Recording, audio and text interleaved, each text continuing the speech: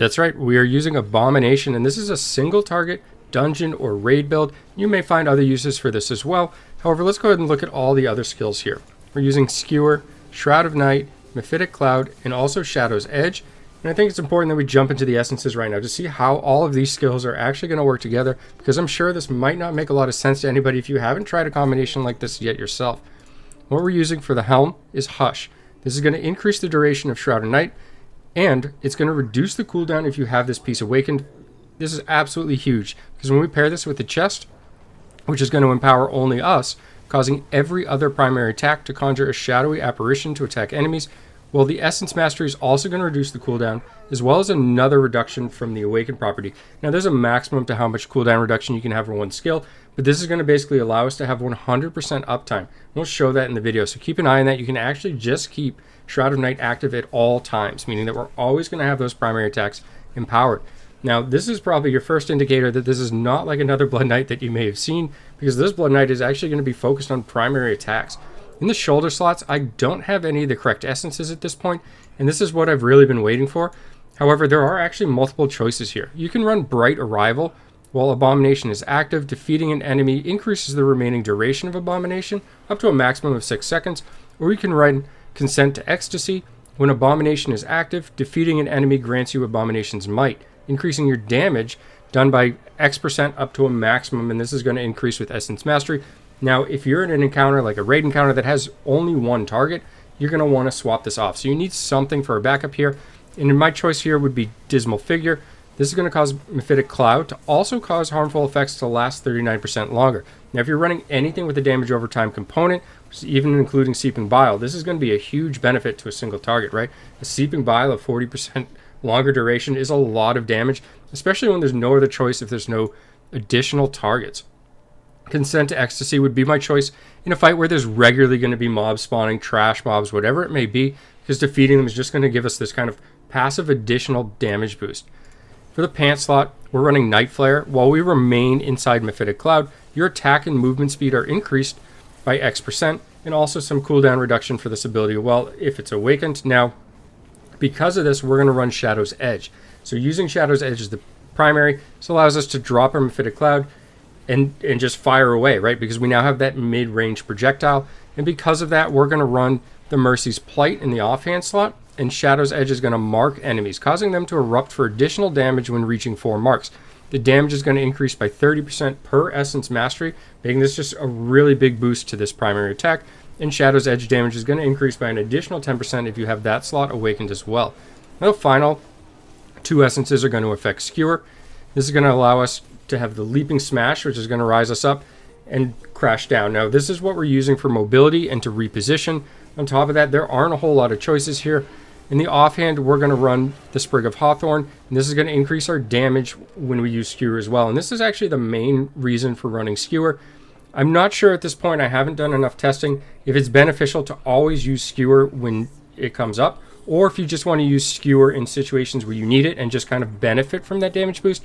We've seen that with some wizard builds where you have teleport and the Helm that increases damage after teleport, but it's actually more efficient to continue just doing what you were doing. But if you need to use the teleport, at least you get something out of it. And hopefully that makes sense, and you may want to mess around with that testing as well. This may be a factor depending on your own individual character or the encounter and so forth.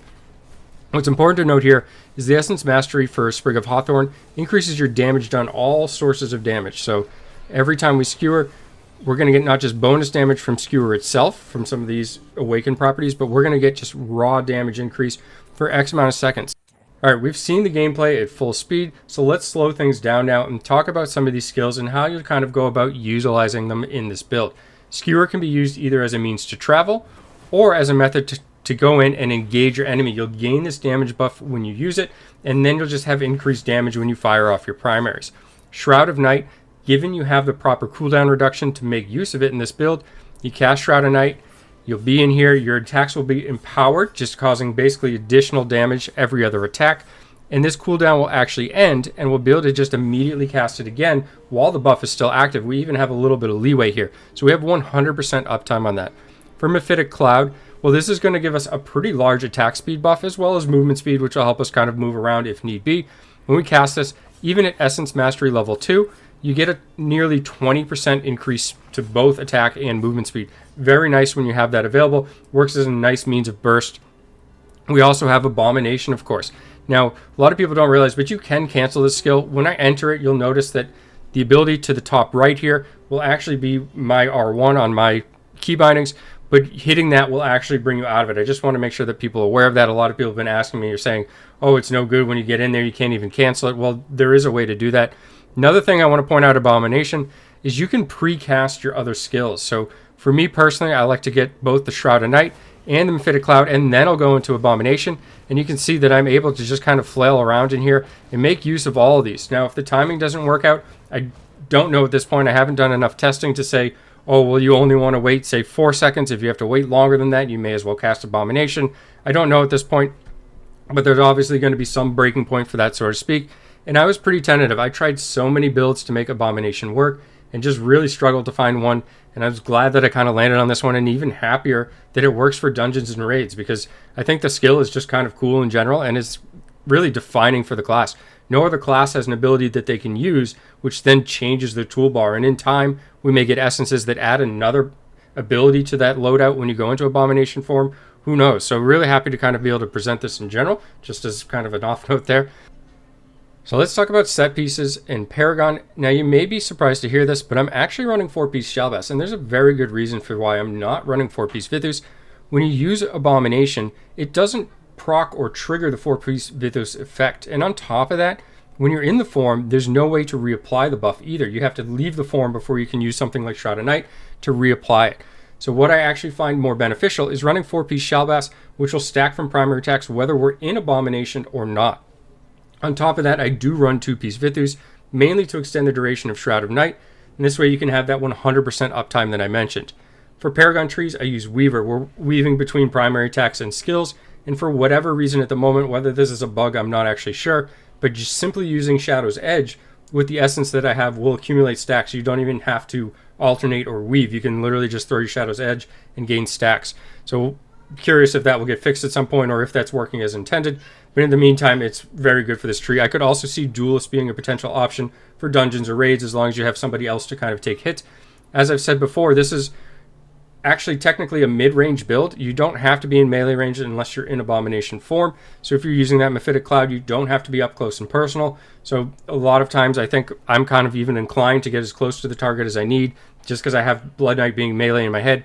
But this build is technically ranged when you're outside of that Abomination form. So experiment with that and get kind of good positioning and range, and you'll have increased survivability for things like raids, especially if you're not quite at the CR or maybe just kind of around the level that you should be.